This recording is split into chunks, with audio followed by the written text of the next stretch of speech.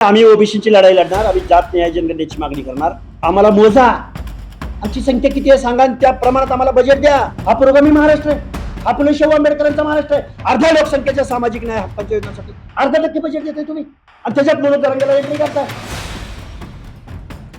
आम्ही म्हणले 20 लाख स्वयंसेवक. अरे 20 लाख स्वयंसेवक आंदोलनाची. अरे झालं काय आंदोलन? माणसं किती झाली? जागा किती लागल? उगच काहीतरी आपल्या आणायच्या येत बरं लाकूड आणि 4 हात ढलप्या. आम्ही ओबीसीची लढाई लढणार, आम्ही जात न्याय जनगणनेची मागणी करणार. आम्हाला मोजा, आमची संख्या किती आहे सांगा, त्या प्रमाणात आम्हाला बजेट द्या. काय दिल्लीला काय जायला अडचण आहे?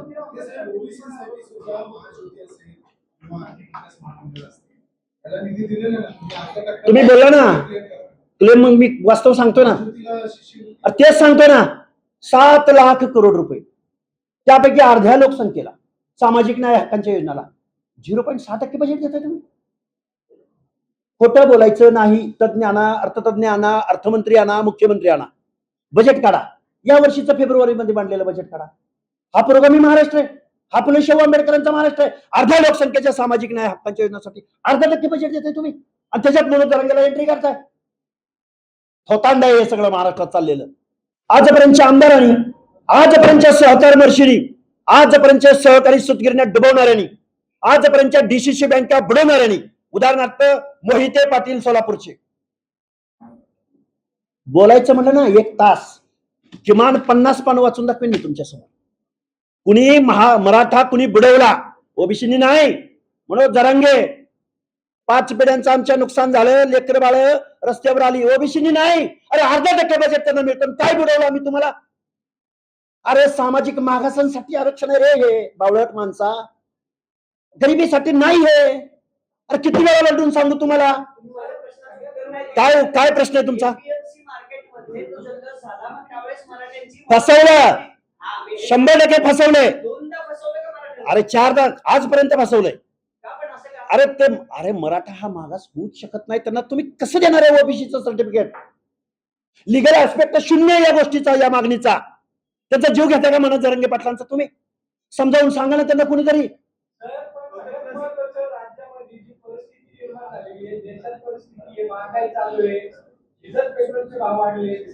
बघा आलं लक्षात माझ्या, आलं एक मिनिट. हे बघा, मी माझ्या मुद्द्याच्या आणि प्रेसच्या बाहेर एक शब्दही जाणार नाही, कारण आम्ही सामाजिक आंदोलन, आरक्षणासंदर्भात आंदोलन करणारी माणसं आहोत. मनोज जरांगे पाटलांना असं वाटतंय की ओबीसीचं आरक्षण मिळाल्यानं आमचं कल्याण होणार आहे. मला असं वाटतंय, ऐका ना एक कंटिन्यू करतो. हे बघा ओबीसीच्या लोकांना असं वाटतंय की मनोज जरांगेच्या मागणी मान्य झाली तर ओबीसी संपणार आहे. आपण हे आरक्षणाचं 2 मिनिटं बाजूला ठेवू. इथं न्यायालय आहे, सर्वोच्च न्यायालय आहे, इथले आयोग आहेत, इथलं शासन आहे, त्याच्यावर थोडा आपण विश्वास ठेवू. जरांगे लढणारा माणूस आहे. जरांगेनी जर शेतकऱ्याच्या प्रश्नावर, मराठवाड्याच्या अनुशासनाच्या प्रश्नावर, पाण्याच्या योजनांच्या प्रश्नावर जर आंदोलन केलं तर हा लक्ष्मण हाके जरांगेंच्या आंदोलनात सहभागी व्हायला तयार. पटतंय का तुम्हाला? कारण मागासवर्गीयांचं आरक्षण घेऊन दिला ना. आता तुमच्या समोर प्रस्ताव काय लेखी देऊ का? दिला की प्रस्ताव त्यांना?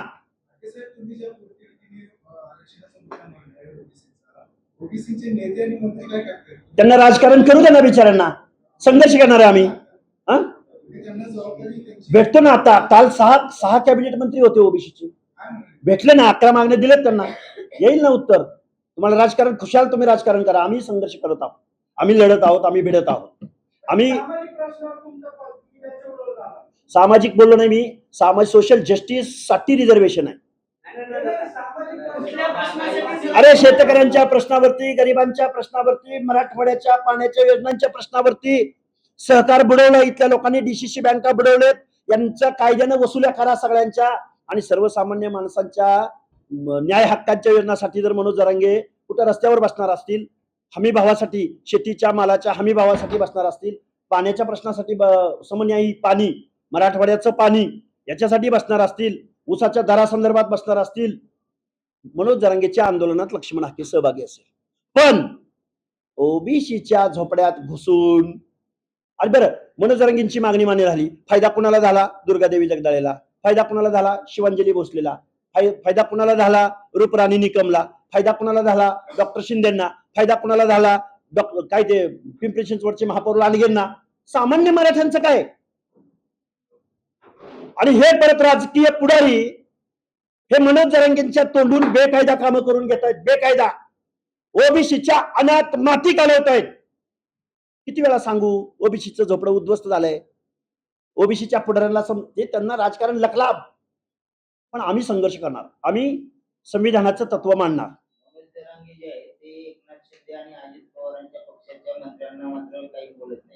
हे बघा मनोज जरांगेचं ज्ञान खूप कमी बिचारायचं, पण त्याची तब्येत व्यवस्थित राहिली पाहिजे. मित्र उपोषण करणार नाही, कारण उपोषणाचा त्रास काय असतो ते आम्हाला चांगलं माहिती.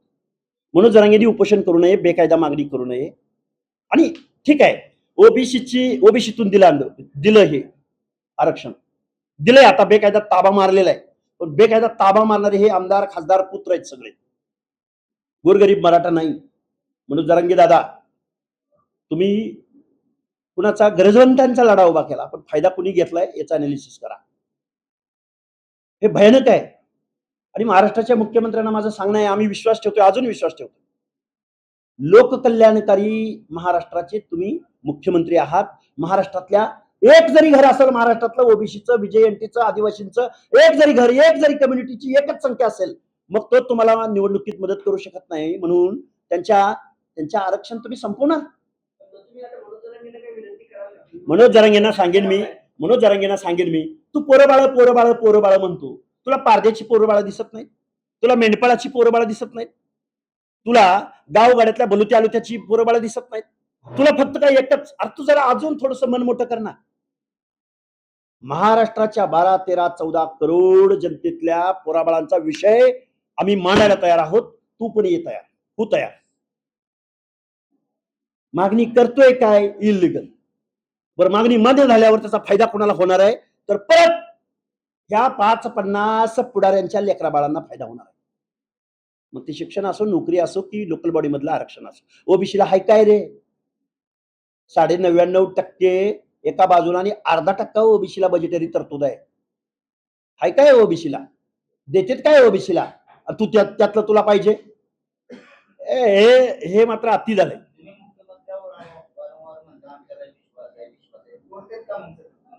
तुटतोय असा आजपर्यंतचा अनुभव आहे. तुटतोय ना.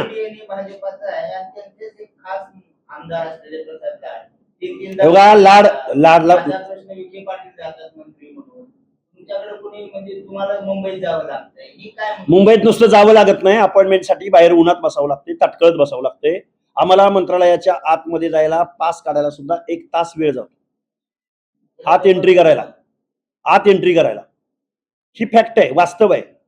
मग छोट्या लोकांचं काय होत असेल याची इमेजिन करा, कल्पना करा. तुम्ही पत्रकार बांधव आहात, तुमचा अवेअरनेस प्रचंड आहे.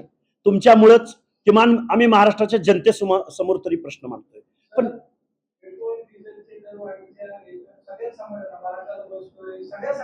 चला, मी उद्यापासून हे बघा, हे फॅक्ट आहे, हे वास्तव आहे. हे वास्तव असताना मी बोललो ना, जरांगे जर अशा प्रश्नावरती आंदोलन करायला तयार असतील तर लक्ष्मण हाके त्यांच्या खांद्याला खांदा लावून, उलट जरांगेनी त्यांच्या शिवराळ भाषेत बोलावं, लक्ष्मण हाके लिगल भाषेत बोलावं. मी काही तज्ञ आहे असा माझा दावा अजिबात नाही, पण माझं जे आहे, माझ्या मर्यादा मला माहिती आहेत, माझे स्ट्रॉंग पॉईंट मला माहिती आहेत. जरांगेंचे पण स्ट्रॉंग पॉईंट काय हेही मला माहिती आहे. उपोषण करण्यानं काही होणार नाही. उपोषण करण्यानं बेकायदा मागणीला काही तुमच्या हाती लागणार नाही. बेकायदा तुम्ही ताबे मारलेत, पण बेकायदा ताबे मारत असताना एक समूह मात्र इथनं उद्ध्वस्त होणार आहे, हे मात्र मी तुम्हाला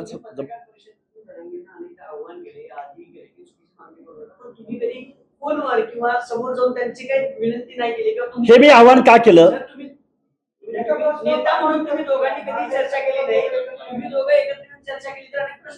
माझी तयारी आहे. चला, पुण्याच्या श्रमिक पत्रकार संघाला मी आव्हान करतोय की जरांगे पाटलांना इथं बोलवावं. अरे तुम्ही का नाही? चौथा स्तंभ आहे. अरे नाही, चौथा स्तंभ आहे, जबाबदारी आहे तुमची. मी करतो ना. मी आज इथं आव्हान करतो की, लिहून घ्या, मी आज इथं आव्हान करतो की 12, 13, 14 करोड जनतेच्या बेसिक प्रश्नांवरती, ज्यामुळं महाराष्ट्र मागं राहिला, ज्यामुळे महाराष्ट्रातल्या सर्वसामान्य माणसावर अन्याय होतोय, ज्यामुळे सर्वसामान्य माणसावर बेरोजगारीची वेळ आलेली आहे, जो खरा गरजवंत आहे, जातीपातीच्या पलीकडून भौगोलिक प्रदेशाच्या पलीकडून, तो पश्चिम महाराष्ट्रातला असेल, तो मराठवाड्यातला असेल, तो विदर्भातला असेल, तो खानदेशातला असेल, तो मानदेशातला असेल, तो कोकणातला असेल, तो तळ कोकणातला असेल, तो वरच्या कोकणातला असेल, तो मुंबई परिसरातला असेल, सर्वसामान्य माणसांच्या प्रश्नावरती आदरणीय मनोजदादा जरांगेंनी आपलं अमूल्य असं उपोषणाचं वेपन या प्रश्नावरती जर पुढे आणत असतील तर त्याला लक्ष्मण हाके त्यांच्या आंदोलनामध्ये सहभागी व्हायला पुणे श्रमिक पत्रकार संघात मधून आवाहन करत आहे. हे कारण असं, त्याचं कारण असं की माननीय दादा, तुम्ही वेळोवेळी म्हणालात की लक्ष्मण हाकेंना मी विरोधक मानत नाही. आभार. कारण आम्ही मागणी लिगल मानतो. तुम्ही बऱ्याच वेळा म्हणालात की हाकेने हाकेच्या जातीचं बघावं. आदरणीय दादाला माझं सांगणं आहे की धनगर समाज हा ओबीसीच्या 27% आरक्षणामध्ये येतो. 27%पैकी 3.5% आरक्षण घेतो. लक्ष्मण हाकेची भूमिका मराठा समाजाला काही मिळू नये किंवा मराठा समाजाचा द्वेष अशी कुठलीही नसून लक्ष्मण हाकेची भूमिका ही आहे की गावगाड्यातल्या मागासवर्गीय लोकांना त्यांना जे काही संविधानानं दिलंय, अभ्यास करून दिलंय, नियोजनानं दिले, असाच नाही आला मंडल आयोग दादा. असाच एका जीआरनं नाही आला. 400 वर्षी इथल्या लोकांनी सामाजिक दुजाभाव सहन केलाय. त्यांच्या व्यवसायावरच सहन केलाय. इसकाटून सांगायचं म्हटलं तर काही कडेनं पाट्या इंडलेत, बुरडानं टोपल्या इंडलेत, नाभिकानं स्वच्छतेचं काम केलंय तुमचं. तुमचा चेहरा विद्रूप चेहरा आरशासमोर गेला तर तुम्हाला माणसात आणलंय. पार्टानं तुमचे कपडे धुतलेत. इसकाटून सांगू मग ह्याच जन्माला यावं लागतं दादा, तेव्हा ओबीसीचं आरक्षण मिळतं दादा. दादा जीआरनं नाही मिळालं काय बोलू आता, कसं बोलू?